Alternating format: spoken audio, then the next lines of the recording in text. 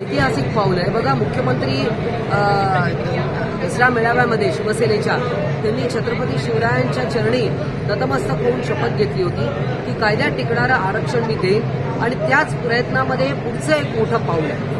आणि मागे बघा त्यांनी कुणबी दाखल्यांच्या बाबत एक पाऊल पुढे टाकलं.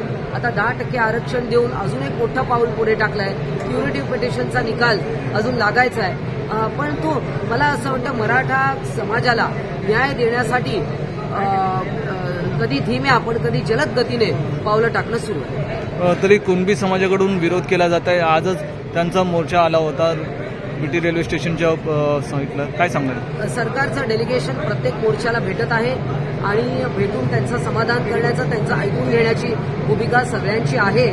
सरकारने कधी कोणाला नाकारलं नाही आणि जे कोण आंदोलक आहे प्रत्येकाशी सामंजस्याने बोलण्याचं काम सुरू आहे. जसं की हलाल सर्टिफिकेटच्या संदर्भात तुम्ही हरकत घेतली होती, हलाल काय सांगणार? नाही, त्यावर मुख्यमंत्री महोदय निर्णय घेत आहेत.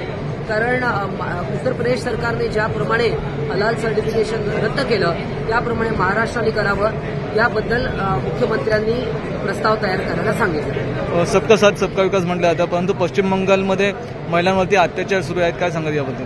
नाही बघा, पश्चिम बंगालचे काही रिपोर्ट्स येतात आहे. जेलमध्ये देखील महिलांवर अत्याचार होत आहेत आणि ही अत्यंत गंभीर बाब आहे.